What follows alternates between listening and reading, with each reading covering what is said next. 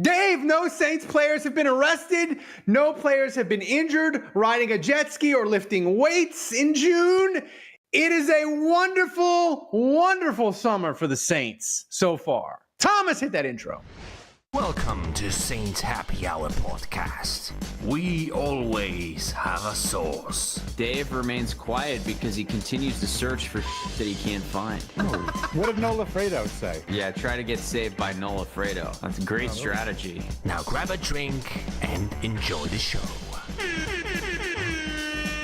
All right, everybody, welcome to another edition of Saints Happy Hour podcast. As always, we are presented to you by Hard Hide, Ponchatoula, Strawberry Whiskey. I'm Ralph Marlboro. I'm joined by Andrew. Just kidding. He is you're not. watching LSU, and he'll be here whenever LSU is done not scoring runs against Arkansas. I got Dave with me. Thomas back from vacation. We got some Thomas news. We'll get to that in just a second. Listen, thanks to everybody that's joining us in the chat. We appreciate you, Jerry, Fresno Saint, Will D, Who Dat Golfer, Oppenheimer, ton of people in the chat. Plan B, thanks for joining us. We appreciate all you guys in the chat. On tonight's show, secondary concerns. And Dave, are the Saints going to lose a comp pick because of Isaac Yiadom? Okay? Yeah. Plus Saints Hall of Fame. We're going to talk about that. And most hated Saint, now that Derek Carr is no longer on the team, plus Mailbag and other fun stuff. All right. So listen, before we get to actual Saints news. So wait, so Thomas, can we get a love update? Okay, great. That was your love update. Can we get a can we get your vacation update? How was your parents' neighbor's pool? The vacation update is gonna be in the Secret Life of Thomas, which I have recorded but haven't edited yet. So here's the video. Yeah, so with here's video. The thing. Do we get a video of your parents' neighbor's pool? Yeah. That's right. Yes, all right. Let's go. So here's the thing, Dave. As you know, I got a breathless, excited email from a patron, and he's like, "Listen, I can't tell you what I work for or where I work. Oh, we're talking about this. I was going to mention with a company in Poland, super top secret. I know there's somebody in the database named Thomas. He works in Poland. I'm like, can you give me any details? He's like, I can't. It's classified. But I think I discovered Thomas. Yes. He sent us a picture. Yes. Did we? Wait, is this news to Thomas? Are we breaking this news to Thomas right now? Yeah. So he sent a picture. So Thomas, put the picture up that I sent you. No, we're not. If we send. So I said, Thomas, did we get you like Bin Laden? Did we discover your identity? Thomas, tell the people what you told me. Okay. So big news, guys. That's not me. Thomas said, really quote unquote, No. I would never be that fat. Is that really not you? Because I actually did you send Thomas the side-by-side pictures that I texted you guys? No. And it's funny you mentioned it's Thomas. It's funny that you mentioned that because I said, I assume this picture was a more updated version of your profile pic that we have access to on the internet. And we were all, texting and trying to figure out, is that him? Is that really? I don't know if that's him. And I said, look, I think that is him. I think just, it's like we all agreed. We were all like, well, he's got more weight. The chin, there's a lot. The chin has gotten larger. And, I said, look, I think like all of us, Thomas, time has not been a friend to Thomas. Like all of us. Poland has a moderate climate. It's very. So that's not you. This is really not you. It's really not you. Well, he'd lie to us, so we don't know. But that's what I'm saying. Keep hunting. I think he's lying. I think he's lying. Did you send Thomas the side by side? Can we put the side by side up? Send him the side by side. I'm gonna send him B in the chat says this is Thomas's burner account. That's right. I still think this is you. I think you're full of shit. I think you're lying to us. Should I change my you profile look very picture? similar. You spell the names exactly the same with the Z on the end, which I'm sure that's a Polish thing. I'm sure everybody named Thomas in Poland for Tom. Is with a Z at the end. But the same glasses, those like squared lens glasses. Same glasses. I don't know. I think this is you. I think this might be like young high school fat Thomas in his fat. This is me, but handsome. No. So anyway, hold on. I don't give up, gotta look patrons. for this. Keep trying to hunt him down. Yeah. We'll get to the bottom of it. We got nothing but time. Don't give up, patrons. Oppenheimer says this is a beautiful man. Yeah, this is a beautiful man. I am not that beautiful. Come on, man. So Thomas, you think you're ugly? tell the people how many weeks are we away from Only Hands? All right, so as you can see, guys, we are 96-week donation streak. Only 8 weeks to go, but the streak may be in jeopody. No Archie Manning donations. away. No donations so far, and as you can see, this off-season we had a new MVP each week. Is the streak very diversified. Continue? Who that go for one last week with $100? 3 weeks in a row with $100 winner. That's right. And if you win, you go ahead. What did you send me, Dave? Yeah. Let me see. Well, let's get before Andrew. You would really make my day if y'all could donate now, really quick, before Andrew jumps on the podcast. No, it's too late. Shit, you don't have. If we could get, you don't have much time though. I know. You don't have much time. So like, we have like a few seconds only. We need all you whales out there, all the Hatchet Johns, the Hudak golfers. I'll even throw in. Oh no, never mind. He's here.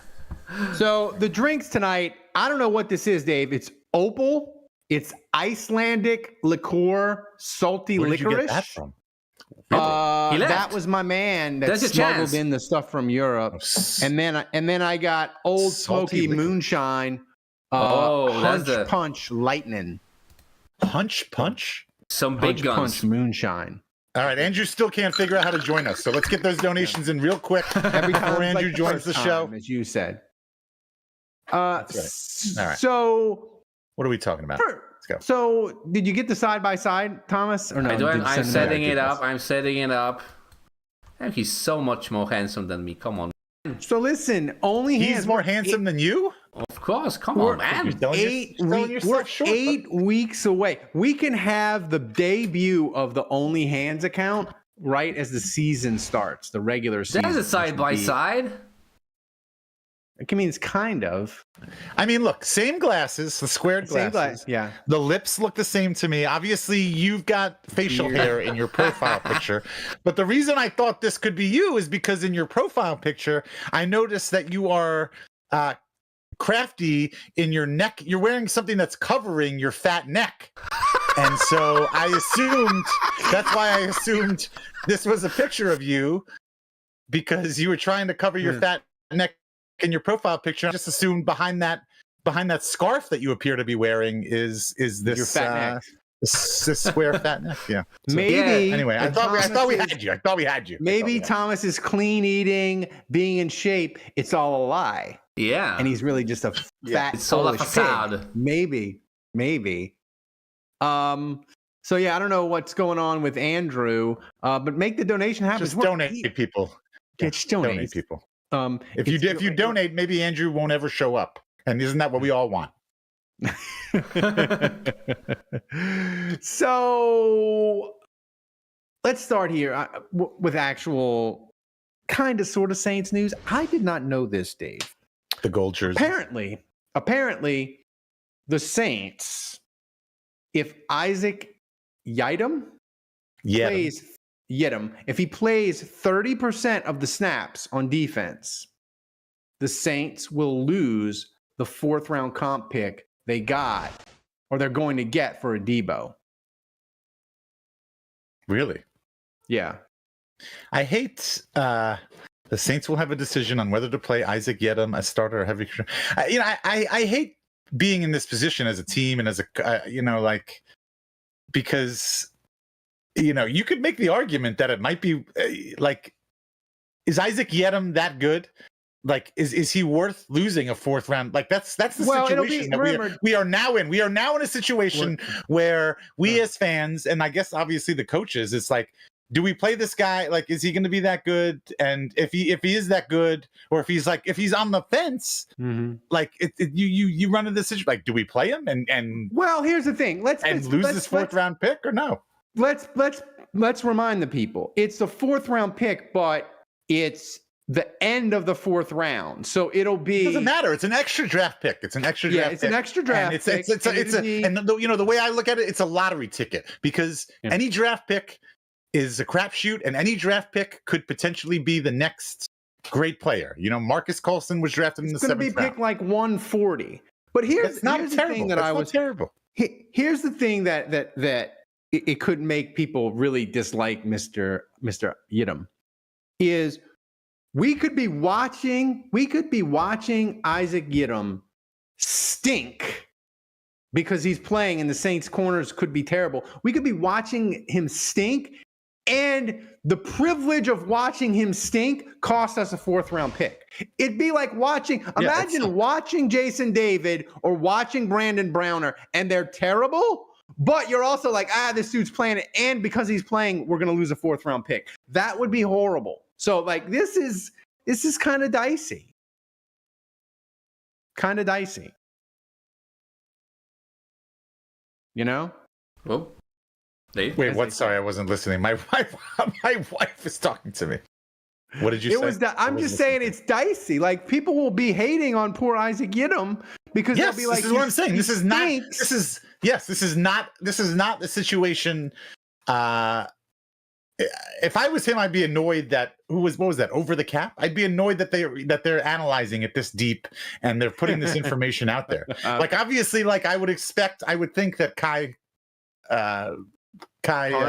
Harley and I say I would expect Mickey, but Mickey might not know, but Kai probably knows, and maybe Michael Parrington. I'm sure that they're aware of this situation, and they're aware of the circumstances and what happens if he plays 30% or whatever. But it's shitty. It's a shitty position to be in because, like you said, let's get this rig rolling. Go for 20 buckaroos. Like you said, this is just fodder. This is just fodder for the fans. Like this puts him on. Well, here's the thing. This really puts him. This puts him on a pedestal, and like this could either go. I wouldn't say a pedestal. I would more say like a target on his back. Correct. That's a better analogy. That's a way better analogy. I was wrong. You were right. And it's really a no-win situation because, like, if he does well. Yeah. I don't. It's just. I don't know. Here's the thing. Like, if he plays great, and like the Saints are like playoff contenders or like 500, and it's like, is it Yidam or Yidam? I think technically, actually, my son and I joke about this because I think I remember reading the pronunciation guide. It almost breaks down to dumb. Like, you're dumb. Dumb. Well, dumb. If I'll say Yidam because dumb is kind of mean. So Yidam, but here if the Saints are good or competitive and he's part of the reason why they're competitive, I don't think anybody will care. Like, they'll be like, listen, we're 6-6 and he has 2 picks. Who cares? But here's the thing, Dave. If the Saints have a couple of injuries at corner and we're at like Thanksgiving and the Saints are 2-10 or whatever, and you've got the media, of course, because the media is going to track it, and they're going to be like, he's at 23% rate of snaps. We're going to hate him. We're going to be like, he's getting cooked every week, and every week his snap percentage gets closer and closer. And this pick is going to be like a top 140 pick. We need this pick because we stink. So I just feel like it's really like he could be, and we'll get to it later in the show about the most hated Saint. I think he's a dark horse candidate to be most hated Saint of 2025.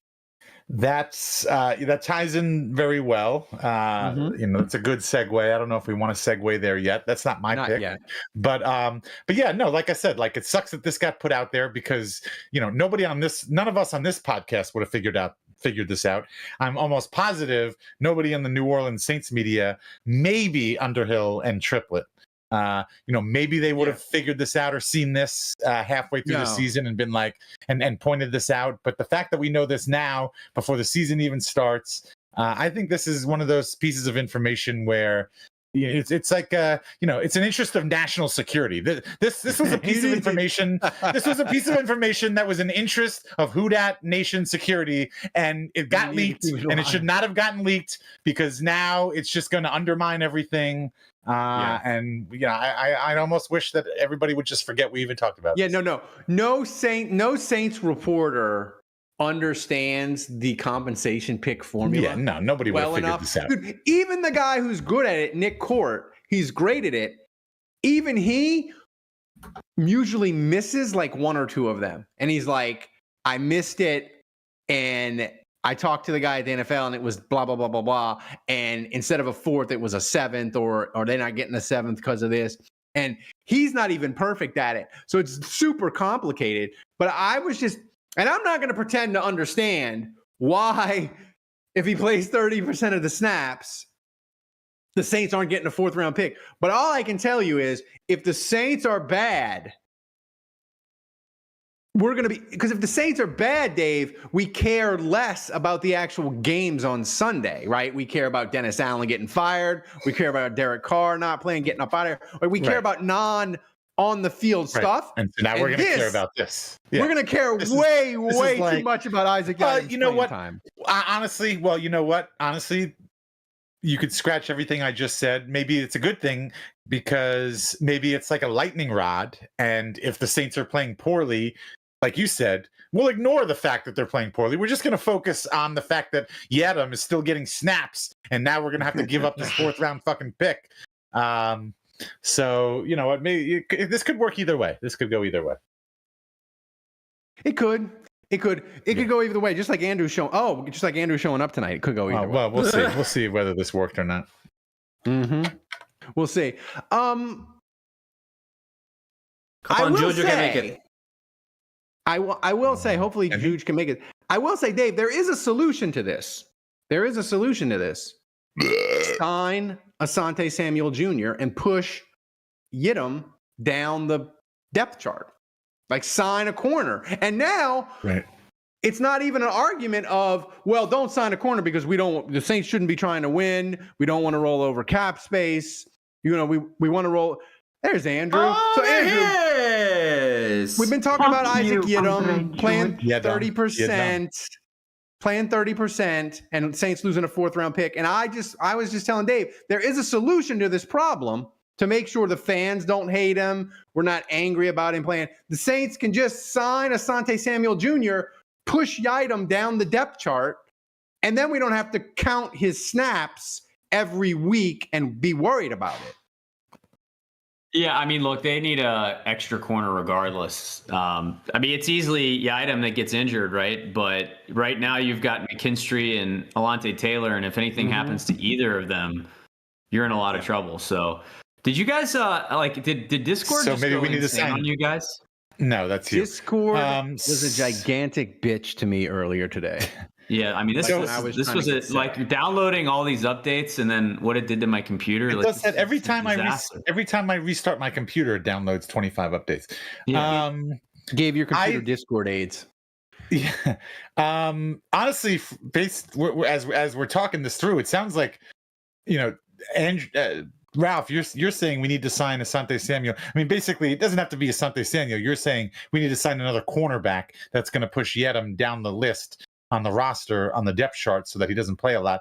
But based on injury history and everything else we've come to learn, it sounds like I feel like we maybe need to sign two cornerbacks. Yeah, seriously. I don't know if one is going to be enough. My point.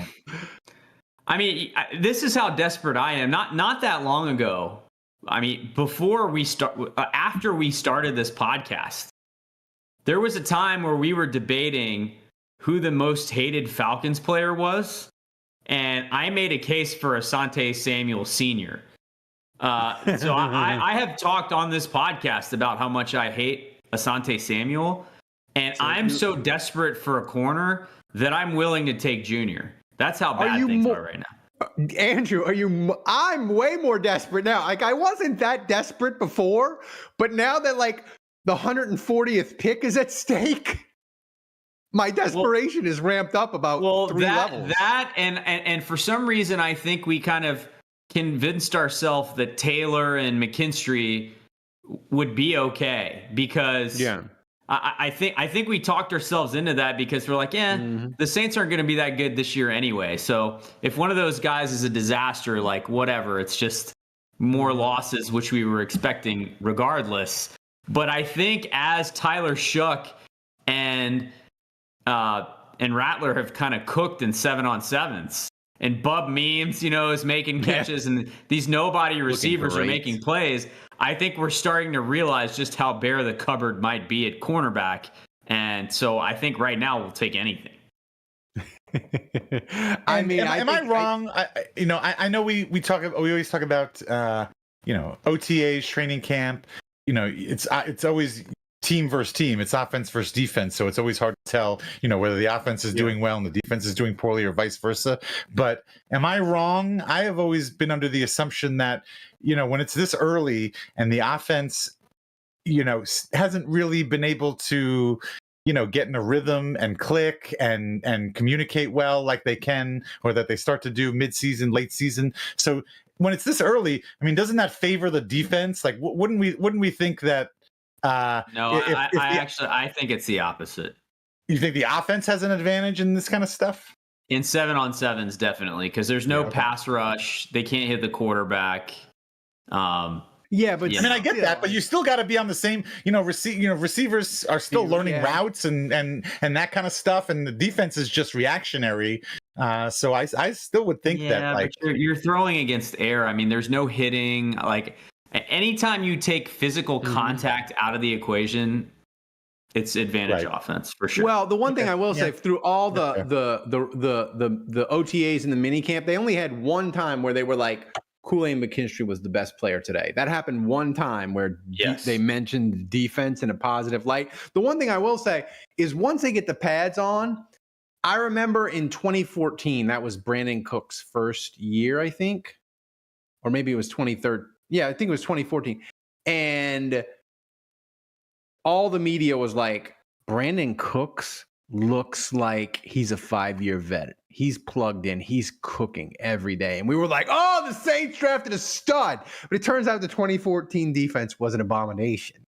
So my thing is you got to have a little bit of balance in practice, whether it's OTAs or whatever, where like your defense has got to step up. Like the offense can't win every single day. But I'm going to tell you, man, like corner for the Saints is really bad. And we'll get to it in our next in one of our segments after we talk about the Saints Hall of Fame, which we're going to talk about in a second. Tigers up 2-1 in the 7th. Whoa, Oppenheimer! 30 buckaroo. Oppenheimer donating and giving breaking news to the people. Oppenheimer, you're going to have to keep donating to keep the updates coming. I'm watching the game right now, so I can give you guys updates. Andrew, shut the fuck up. We're trying to get money, you idiot. And Oppenheimer, when LSU loses, be sure to donate some extra money. Oh, Andrew, so you're going to donate to give us an update? All right, Andrew, all right. So, Thomas, what's the update? Where we are halfway there. Yes, go. Let's go. 50 buckaroos to go. Yeah, but Ralph, it's like if you think back to the year the Saints won the Super Bowl and even subsequent years like 2011, I don't really remember Drew Brees in the offense like setting the defense on fire. Even in those years where we had some of our best offenses, I felt like, there would be a week of Drew Brees had the upper hand, and then Jonathan Vilma would do some stuff at practice and kind of alignment-wise catch Drew Brees and goad him into a pick or something. So I felt like there was a lot of back and forth, and I think that's what you want. I think you want a competitive camp where you're kind of seeing both sides win, like you said. So I don't know. I think corner is very concerning, but I'm also like not ready to hit the panic button until we're at training camp. And yes, if Tyler Shuck and Spencer Rattler are both cooking the secondary, I'm not going to be like, yeah, this is awesome. We have two good quarterbacks. I'm going to assume that the defense is a burning trash heap. Yeah, the thing is, I worry about it and that's a great segue to our next topic is, listen, it got me thinking, now that Derek Carr has begun his second career as a terrible car reviewer on YouTube, Dave, or a possible church pastor. I heard today, Derek Carr's house in Metairie is under contract for those keeping score at home. So, but how much was that clearly? I don't know. I might be able to look at. I'll see if I can figure it out while we're talking. For Dave, for the last 2 years, I would argue Derek Carr was the most hated Saint. Clearly, like people hated him, but he's gone now. Got the cap relief. We'll put all that behind us. But now we got an open spot for the crown of poop, or I don't know what you would call it. But there's going to be a most hated Saints player this year. Who is it going to be now that Derek Carr has vacated the throne? Yeah, that's a good question. Am I going first? You're going first, yes. Okay. Well, thank you for sending the rundown and giving us some time to actually think about this and prepare an actual well thought out researched answer. Although I will admit this didn't take me very long to come up with at all. I am going to go with, and I will explain why, but I'm going with Kendre Miller. And I think purely because I think that's a good answer. Yeah, I think we're halfway there already. I think we've all seen how good Kendre can be on the field, how good of a running back he can be. He has shown us flashes of brilliance and Alvin Kamara-esque, running, and yet he cannot stay healthy.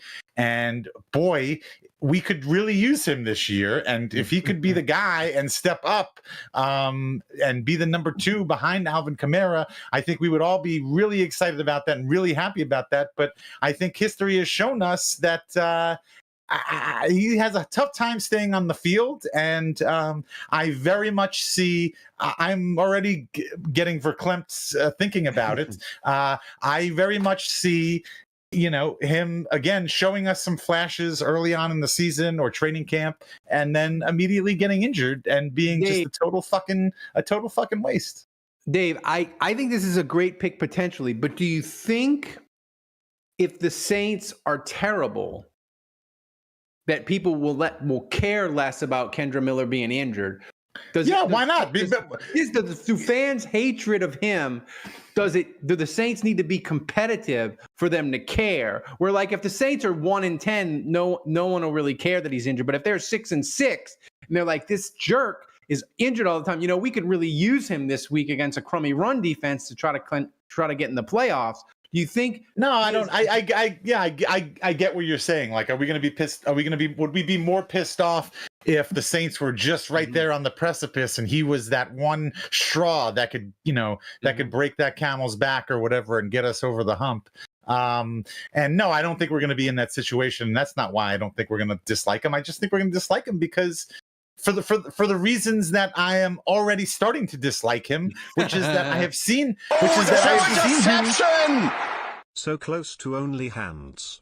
Oppenheimer, another 20 buckaroo interception, extending his MVP lead. We have seen him do amazing things on the football field, but just an inability to stay healthy. So, and honestly, you could make the argument, you could say the opposite, and we might be more pissed off, even if the Saints aren't doing well, because like this is your time to just, this is it. Like, we're going to rest Kamara because we suck. We're not going to use him up. Like, here's your chance to get some snaps and show us something and prove to us that you're the guy. So anyway, that's Andrew. That's a good pick by Dave. Who is your prediction to be most hated Saint? I like that. Yeah, I mean, look, I think if you look back historically, like who were the players that were most hated? I mean, Aaron Brooks was polarizing.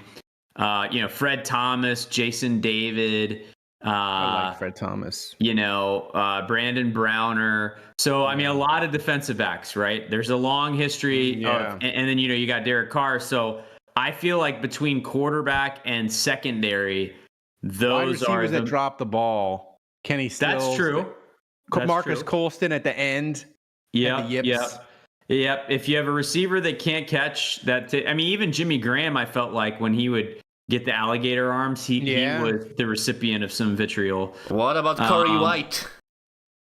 Ooh, Corey White, that's a good one. Fred Weary, those were guys, again, secondary guys. So I feel like quarterback and secondary is kind of like the two prime positions. I'm not going to go with that, though. My pick is Blake Groupie. And my theory is this. Your son? I think the offense is going to be just average enough, like not good, but like to where like they're going to kick a lot of like 50 plus kicks, and Groupie's going to miss a lot of them. And they're going to feel really expensive when you feel like 3 points are hard to come by for this offense, and you really got to want the Irish kicker. Is that what you're saying? Yeah. So I think the Irish kicker might be something to look at as the season goes on. So my pick for most hated is, I think if he goes into a slump at all, I think Saints fans are going to lose their mind. Yeah, I think that's a great pick. My pick was lit. Isaac Yiadom was too easy. We already talked about him, but I think he's very, very. If you had to put money on it, and he's high in the power rankings. Yeah, he's high in the power ranking, but I feel like it's unfair to pick him. But he's the betting favorite. But I'm going to go another way. I get that you say the Saints fans, we lop on to like kickers or punters because we can see when they're terrible. We lop on. It's just so easy to pick a kicker or a punter because But secondary people, we see them get burned. But I'm going to go another thing that fans really hate too. We hate the guy that just got the money and isn't any good. That's true. I'm going to go with. I didn't think about turnstile tackles. That's another one. Yeah, that's another one. So yeah, I'm going to go with a guy. I don't think he's going to play that badly, but I think there's a sense from fans that the Saints paid Chase Young to be an elite pass rusher because they paid him $17 million a year. And I think most fans don't realize that like elite pass rushers get $30 million. Average pass rushers. I kind of thought you were going to go with Justin Reed there. No. Justin Reed, I just think he's too good to be bad. But I think Chase Young is going to be what he's always been, like a 5-6 sack guy. And the Saints defense is going to be terrible. And Saints fans are going to say, we paid you $17 million a year and you're getting us 6 sacks. We are paying you to be an elite pass rusher. We hate you. And you don't try, and there's a lot of plays where Chase Young is not giving full effort. I think it's going to be Chase Young, but he's not going to be any different than what he's always been. But fans seem to think $17 million means he should be elite, but that's not the price structure in the NFL. So Chase Young is my nominee to be most hated. That's also, I feel like that's also a good pick. I feel like all three of our picks are pretty solid. I feel like Chase Young was way too healthy last year. Like, I didn't even think of that. I agree. I think, yeah. Yeah, I think he was absurdly healthy and like I don't even know the Saints signed a dude that has a history of being injured all the time, and in a season where everyone was injured constantly, he was like the one dude always available. So that was bizarro, and to count on that back-to-back seasons feels unlikely. And he turned into Cam Jordan. Well, no. If you want to make a comparison, I'm going to make a Chase Young comparison, and it's feeling not a little bit, but a lot like Nick Fairley's situation. Like I'm a little worried this is going to turn into a Nick Fairley situation. He came in, he did well his first year, then we paid him. We paid him maybe kind of for his past performance and not necessarily for his future performance, and we got burned. Ooh, it's a great I'm wondering so decent pick, Ralph. Decent pick. That's not a bad pick at all. How do you guys feel about guys like Cam Jordan or Demario Davis? You were talking, Ralph, about Marcus Colston and how he kind of wore out his welcome at the end. Yeah, I think it'll just be. I think fans. Do you think there's a chance that fans would turn on those guys and either of those guys could be the most hated because they're just too old and too bad? No, because the thing is, of fans, we don't know what we're watching on defense. And we just, like, when the defense is bad, we'll just be sad about Demario Davis and Cam Jordan getting crushed on defense. Whereas, like, a receiver, you see him drop the first down, you see him drop the touchdown, and you get mad. Demario Davis, if he's terrible, it'll be hard for, like, average fan. I mean, you'll see it because you watch it like you know how to watch and break down film. But normal fans, we'll just be like, Demario Davis, he's not making tackles. He's kind of slow. Like, I don't think there'll be a lot of hatred for them. I could be wrong, but that's my theory. That's why I didn't pick either one of those. But they're good. Another one, Tyrann Mathieu. He was my second choice as Mosen. Because I could see him missing a lot of tackles, and fans just get fed up. Thomas, give us one last update before we get to Saints Hall of Fame. All right, so the streak is still in jeopardy, though we are $30 away. The Oppenheimer is still in the lead with $50, and right behind him, Huda Goffer with 20, who started the party. Saints Hall of Fame today. Brent Maxey made it, strong safety for the Dome Patrol years, and Tracy Porter. I thought Gene Atkins was the strong safety. Wasn't Brent Maxey was free safety? Brent Maxey was the strong safety. Gene Atkins. I mean, they kind of, they were kind of interchangeable, but Gene Atkins was more the free safety. He made it. Tracy Porter made it. We can talk about Tracy Porter. I mean, he's a Saints. You can't tell the Saints story without Tracy Porter. He's amazing. He's a legend. Brent Maxey, though, Andrew, I feel like all the safeties in the Saints Hall of Fame, he's definitely like a tier or two below them. Sammy Knight, Roman Harper, Tommy Myers, Dave Waymer. Like, he's a cut below all of them. Is Gene Atkins in the Saints Hall of Fame? Ooh, somebody in the chat. Because I feel like Roman Harper's already in the Saints Hall of Fame? Yes. Yeah. Okay. Yeah, I mean, look, I think he was a safety on the Dome Patrol team, like maybe the best defense in Saints history. And yeah, I think Brett Maxey was a good player. I think in general, like, good high character guys, they over-index that. Like, if you were a leader, if you were a captain, if you were good in the community, I feel like the guys that are voting for that tend to give you more credit. Whereas, like, if you were a player, like, let's say Junior Gillette, but you caused a lot of problems on your way out, like, they're not gonna vote for you. So I do think that plays into it. I mean, I will tell you, thank you, Budrich. I will tell you that in my experience so when I was a kid, I used to always go, my uncle used to take me to Champs, which was a bar owned by Morton Anderson. And a lot of times players, this is back when the Saints, like, players would attend those, would go to the bar afterwards. So I was able to meet Brett Maxey on a couple occasions, and I tweeted this earlier, like, he's probably top 5 for me. I would put Thomas Morstead and Zach Strief, of course, on that list, but, like, Brett Maxey is top 5 for me all-time Saints in terms of just being approachable, friendly, kind, and that was corroborated by Budrich's dad, who mentioned on Twitter that he met him at Chili's of all places, and he had a similar experience. So I think if you ask a lot of people, like older Saints fans like myself, Brett Maxey was a great player, solid safety for the Saints, one of the best defenses of all time, and just all around, like, great dude for the community, great player, good character. So I'm really happy to see him get in, and I have like fond memories of him as a fan. Yeah, I do too. I mean, I'm just saying, if Brett Maxey can get in, Tyrann Mathieu is one more good season away from getting in because he's an LSU legend. He's local. We love him. He came home to play for the Saints. If Tyrann Mathieu gets 3 interceptions and a touchdown this year, he's getting in the Saints Hall of Fame. Just understand that. That's fair. Yeah, I think he probably needs 2 more decent seasons, and I'm with you. By the way, Arkansas just took a 3-2 lead on LSU, so we're in the top of the 8th. So still some baseball to be played, but that's not great. Come on, LSU.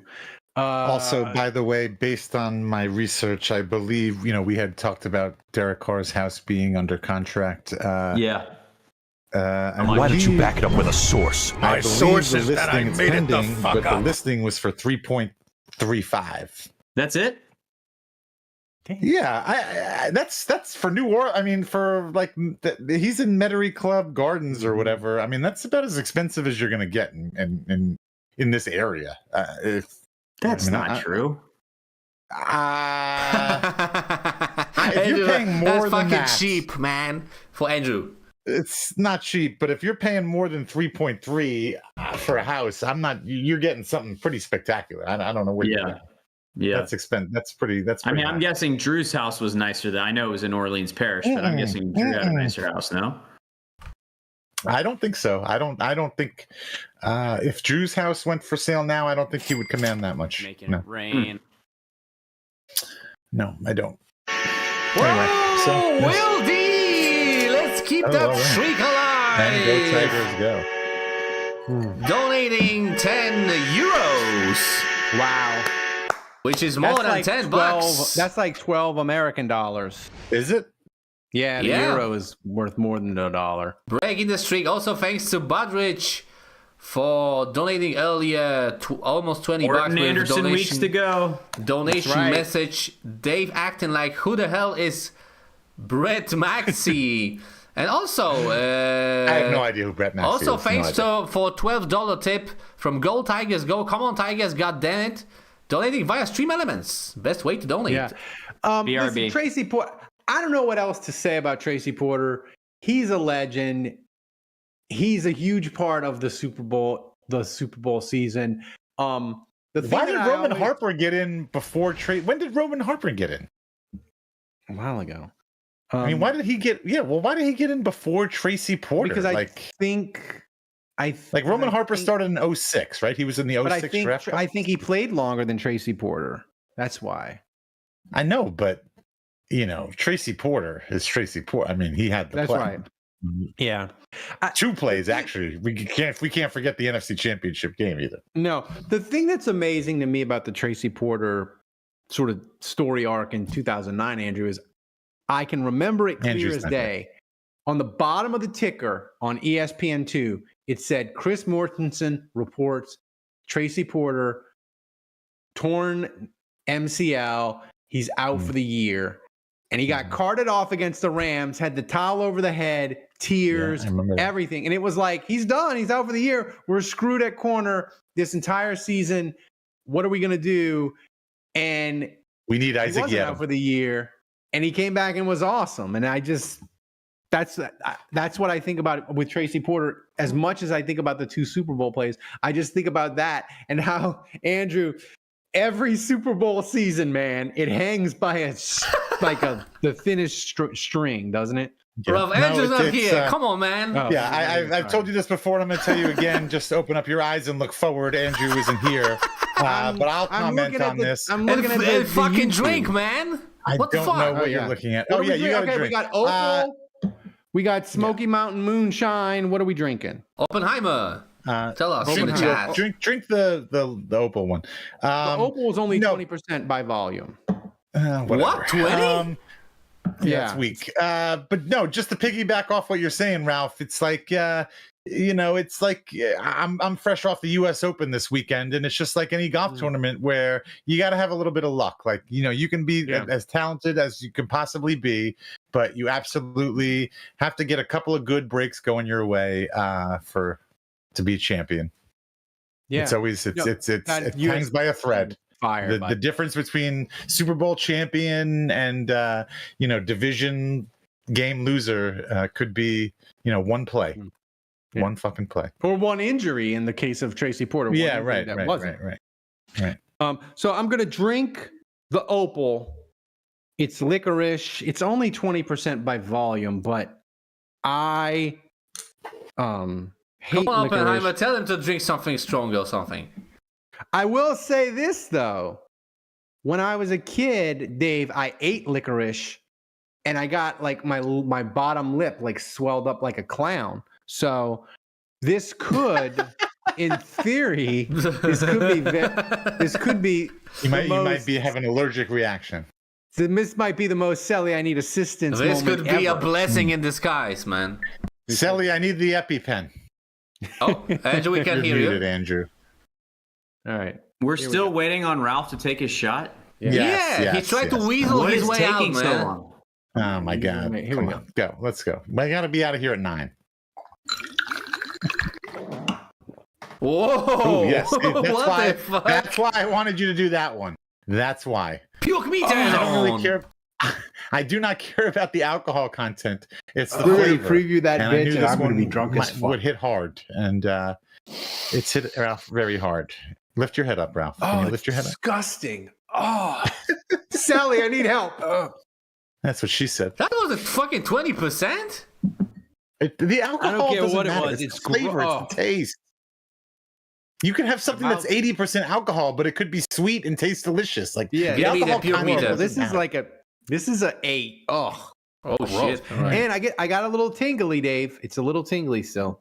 I don't know, Dave. Anything over like 50% alcohol, I feel like the It's flavor is automatically always got that. lost on me. Ooh, get out of there! Get out of there! This is gross. Let's go! Oh no. What happened? LSU tied it up. LSU just homered. We're tied at 3. There we go. Nice. All right. So Boo. Thomas, two out homer in the bottom of the 8th. That was huge. Smells like Thomas, corn let's- dogs on this podcast. let's play Take It to the Top, Thomas. Get No, to the wait, mailbag. we also have trivia, if you want. All right. Well, we only got Dave's only got a limited time. Get to the Well, trivia. man, Let's we go. got time. Let's go. Trivia. We go. can do trivia Let's get and to the questions. trivia. Right. Thank you, Butteridge. No, this week trivia is not provided by Butteridge. Shocker. What? By the way, yeah. Trivia provided by Blake Zekin. He's back. Thank you. He's For back. that. I apologize. I read So the rundown the incorrect. trivia question is this is a very interesting trivia. Even Dave should get it, I think, if he has brain. Combining the coaching staff with the players, how many wins do the Saints have at quarterback in Well, why their would I get building? this? I feel like the answer is I think the answer is 7. You got Hayner, Rattler, Shuck, and Deckers. And then you've got Kellen Moore. Deckers. Who is Deckers? That's the UDFA. Nussmeier. Doug You got Nussmeier. Nussmeier, and then you've got Scott Tolzien. I'm gonna say it's seven guys. No, I think it's lower than that. I know Nussmeier has No, but we need to know how many wins they have. Wins, yeah. wins. Oh, sorry. I thought no. Sorry, I misread that. Well, we know it's 0 amongst the starters. The actives. Yeah. Okay. Sorry, the players. Saints yeah. roster has none. The roster has none. I mean, Right. Kellen Moore's has Kellen Moore won a start? I don't think Kellen Moore In won the a start. NFL? Doug I'm pretty sure Nussmeier Doug Nussmeier had 1 win. he won overtime. Seattle, 1997. I'm gonna say between Ralph, Kellen did you Moore- look that up? No, I Are you just know it. I went- are you fucking kidding me? You No, just I know that- pulled, that's one of the you great- pulled the off one the top Doug of my head. Nussmeier win out of your ass. No, that's one of the great childhood. That's one of my favorite memories of Ditka. That team was horrible. Winford Tubb had like Jesus. 3 sacks, 2 Yeah, turnovers. he had a pick it was six. incredible. Yeah. Yeah, I like, was it was- at that game. I was at It was that game. incredible. Yeah. Like Ditka after the game was like, Bill Q. Herrick, sign this man to an extension right now. And of course the Saints didn't. Yep. So I'm gonna say Kellen Moore. Do you think he won any starts? I don't Maybe think he a couple? did. I don't think he did. Who did But he get that's the drafted thing. by? I don't think he was drafted. Kellen Moore. Yeah, he was was. He was drafted by the Cowboys. Cowboys. He played for the Cowboys, but Oh. I don't know that he was on the roster, but I don't know that he ever played. And I don't know nothing about Scott Tolzien. Like, I think he played for. I'm gonna say 1 win. I'm going to say 1 as well. Thomas, Yeah. what's the answer? 1 win is the answer. All right, let's see if you were right, guys.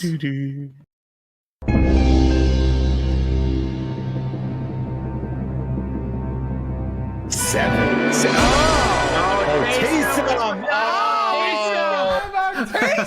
Also, Ralph, I just remembered the win that Yeah. you're talking about with Nussmeier. He didn't Didn't start happen. that game. He didn't start. I just remembered he came in as a sub and won, and I was super excited. And then the next 2 starts, he was absolutely abysmal. I remember in overtime, the Saints Winford Tubbs intercepted a pass and ran it back to like the 25, and Ditka didn't even run a play. He's like, we're kicking the 42-yard field goal right now. It was Doug and everybody's Bryan, like, you're not even going to run the ball 3 times. Ditka's like, no, kick it. Bryan, you're right. I forgot that. We forgot Taysom. How could you forget Taysom? Come on, guys. Shame on all of us. But I love how Taysom is the most winningest quarterback in the fucking building. I fucking love that.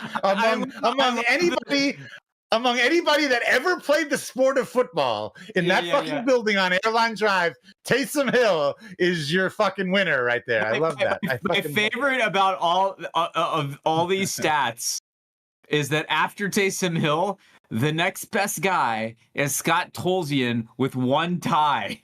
That's right. Yeah, but I don't know, though. I think by percentage, I think Jake Haener might be it because he's 0-1, so he's just... He's the best. Well, no, that's 0%. Right. Yeah, no, you're right. Tolzien gets... Tolzien at least got us to a tie. You're right. You're right. It's incredible trivia. Mark that one down, Thomas. Trivia of the year. So for those of you that can't see, I mean, this is truly unbelievable. For those of you that can't see... Yeah. This graphic. Rattler 0-6. Spencer Rattler 0-6. Jake Haener 0-1. Kellen Moore was 0-2. Doug Musmeyer was 0-2. Scott Tolzien was 0-3-1. So he had a tie in there. I think that was with the Lions, if I'm not mistaken. And then you have Taysom Hill 7-2 as a starter. You know, guys, this is making the case for Taysom as the starting quarterback. Right. I'm just saying. Get healthy quick. Hear me out. All right. Great trivia question. All right. Thomas, let's get to the mailbag. Take it to the top. All right. Take it to the top. I'm not sure Budrich ever came up with a trivia question that good. That was a strong. That's all. Shots fired, Budrich. Oh, sorry. Budrich catching strays over here. Yeah. Hey, we have a new contender in the building. All right, Thomas, you need to watch your back. You ever had this? Thanks to everybody who sent a ton of questions. Me and Dave are going to record a bunch of mailbags because I'm going on vacation next week. So, what's up? What's first up, Thomas? French beer, you says. Ralph ne peut pas dire le nom de quelqu'un correctement. There you go. All right. Dave, you muted. All right, first question from the usual suspect, Saints Rabbit. We need you live, Saints Rabbit. He asks, what's the first on-field mistake would you guess is most likely to send Shirley Andrew into a blind rage? Doesn't have to be Saints, could be anything an opponent does as well. First of all, that word is surly. That's an adjective. He was describing Andrew as surly. Thought it was a typo. Yeah, no, surly. What's the first on-field mistake would you guess? Dude, he didn't mention Saints. Andrew's likely to go into blind rage any second now if LSU gives up a run in the top of the ninth. True. Actually, he says it doesn't have to be Saints. Could be anything. That's right. I'm just saying. Anything an opponent does as well. But Saints related. I mean, Andrew has to answer this question. In general, like jumping off sides on 3rd and 4 and giving the other team a first down, like something like that, it tends to send me up a wall. What about missed tackles? How do you feel about missed tackles? I feel like the Martez Wilson lining up off sides on 4th and 4 on a punt. There you go. Right. Yeah, that's a good one. And nothing. As a person who's texted with Andrew for like the better part of a decade or longer about the same thing, most like pre-snap penalties drive him batty if it's a close game. Like he will lose his mind. I can't remember a time I got more pissed off than when the Saints had 12 men on the field in that game where they repeatedly stopped Tom Brady and they were up like 10-7 and then they had 12 men on the field on like Tampa was punting and they had 12 men on the field and it gave Tampa a first down. And then Tom Brady goes down the field and scores a touchdown. and we lose the game. Like, and I think Tampa on the next possession, Jameis throws a pick 6 or something. But like we had that game won, and we had 12 men on the field. Yeah, it was incredible.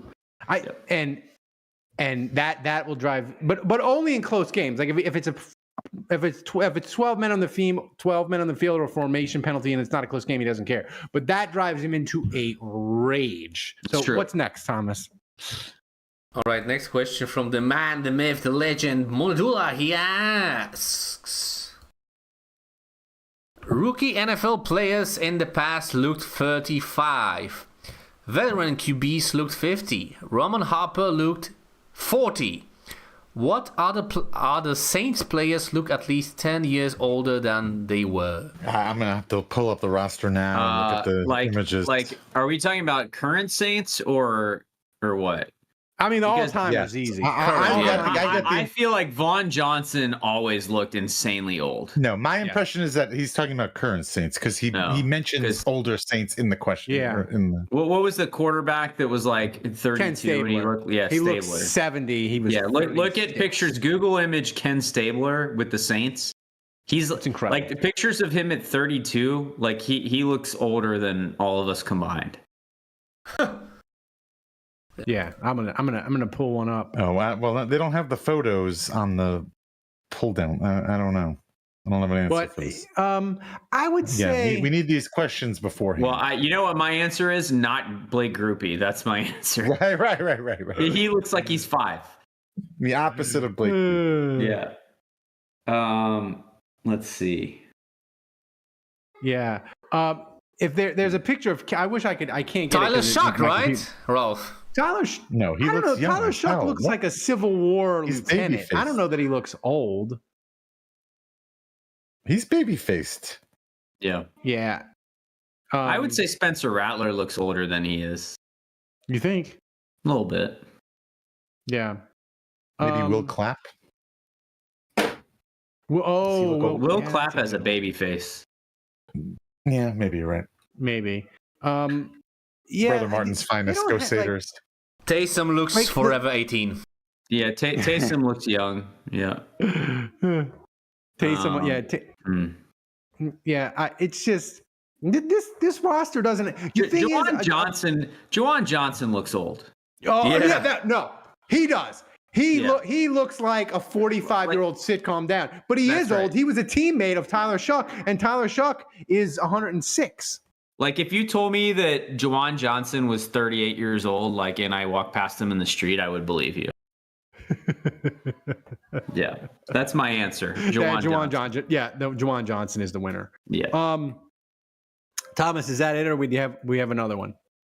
I think we can get a few questions from the chat, like from Jerry, who watches us every week. Thank you, Jerry. Regardless of if it's a slow or not week, he asks, maybe a quick answer, guys. With training camp returning soon, which position battles are you looking forward to seeing? Andrew, you can go first. Wait, where's the question? Put it up on the screen. Where's the question? It was in the chat. I mean, it's from the chat. It's from the chat. I mean, this might be a cop-out, but I feel like the Saints are not very deep anywhere. So I feel like up and down the roster, I seriously almost feel like you could pick any position group, and safety might be the exception. Like Reed and Matthews seem like pretty entrenched as the starters, but I feel like anywhere else you could say, there's going to be a battle at these positions. I mean, obviously, the one I'm most curious about is quarterback. So Rattler and Shuck, I think, is just going to have the most impact on how the season goes. Like, who's our starting quarterback, right? So, yeah, I would say I'll be paying closest attention to that, obviously. I don't know if it's like a battle, but I'm interested at wide receiver because Rashid Shaheed, Chris Olave, and Brandon Cooks, and Bub Memes, your top 4 guys, they all are coming off injuries. And the thing is, if Brandon Cooks, who's old, if he's banged up and slow and looks kind of cooked, and Bub Memes doesn't take the step we think, or he gets nicked up early, wide receiver could become panic station early, or it could be, wow, they're all 4 healthy and they're looking good and we feel great about it. So I'm really curious about wide receiver because I think that ties into how your quarterbacks are going to look. That's not really like a position battle that would be exciting though. Like the scenario that you're describing, Ralph, is sadness. Like, you know what I'm saying? Like, the injured receivers come back and they're not as good. And the guys behind them are awful. Like, to me, that's sadness. I think the question is more asking, like, which position battle are you actually, like, interested in? And, you know, another one that I would throw out there is just, like, I think Pete Werner is entrenched as the starter. And I think, like, it's I can't really imagine a scenario where he's not starting, but I'm curious to see if any of these Stutzman or any of these young linebackers step up and create competition. Yeah. It'll be interesting to me if Demario Davis, not that he would be pushed out immediately, but if he gets he got banged up last year in training camp a little, like I wonder if like him or Pete Werner misses time, does that open up an avenue for one of the young linebackers? You know, we'll see. I mean, that's a good point, Ralph. And you say the linebackers, like, you know, don't forget there's a defensive change going on here. That's right. So actually, this is probably a better answer. I mean, quarterback's the obvious one, but the other answer that I would give here is you have a scheme change. Yeah. And so it's kind of unclear who's playing defensive end, who's playing outside linebacker, and you've got a bunch of personnel that maybe doesn't fit the scheme that great because you're in a transition. And it might take you a couple of years, right, to get guys that really fit the scheme. So you're kind of like square peg round holing it a little bit and getting guys to play maybe out of position. And so I think that like mismatch at defensive end and outside linebacker will be interesting to see how that plays out. Yep. Dave, do you have a thought on depth on position battles, or are you just rooting against LSU, hoping they lose, looking at your phone? Yeah, I am doing that. I am doing that. No, cornerback. No, well, that's a shame. No, quarterback. I think cornerback. I think is the answer. Right. Yeah. All right. Thomas. Dave's really excited about Isaac Yiadom pushing. Nightmare scenario. Worrying about a 4th round pick in the middle of November. Nightmare fuel. Thomas, recap MVP and thank everybody who donated. Before I recap, one final quick question, Ralph, for you. How Shmengi asks, how do I get some hot hide to Calgary for the Calgary Stampede? Good luck. We'll have to ship that. DM me. We'll ship it to you. We have ways. We have underground. Right. Yeah, I need some hard hide in Charlottesville too, Ralph. DM me, Shmengi. We'll try to figure something out. Andrew, DM Ralph. Slide into Shmengi, our number Andrew, one Canadian fan. I don't know if you have his cell phone number. DMs, and I'll help you out. You have his phone number, but yeah.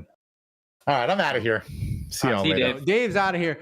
Thomas, recap the donations and the MVP. All right, so as you can see, guys, we are on to 97-week donation streak. Only 7 weeks to go for Ralph opening his sexy only hands account with his not so sexy hand. Thanks to everyone who donated, who kept the streak alive. Thanks to Go Tigers Go. Thanks to Will D. To Badrich, to Hudat Golfer, and to the MVP. And it's been a while for the first time this off-season. Who is? And maybe that's why Dave left. Oh, wow. The one and only Tulane hater Oppenheimer. Congratulations. All right. Thank you, Arkansas is up 5-3. Oh, LSU. Come on. It's going to take a bottom of the 9th miracle now. Yeah, it is. But anybody, thanks for donating and everybody for watching the Dave had to leave early. I think he's got like a 3 a.m. wake-up call or some sort of parent-teacher meeting late at night or something. I don't know. Whoa. But thanks for donating. And I want to thank the patrons who are hunting down Thomas's identity. like they're MI6 or the FBI. Keep at it. Don't give up. We're gonna find out where Thomas is and who he is. We're gonna get. It was Monadula, wasn't it?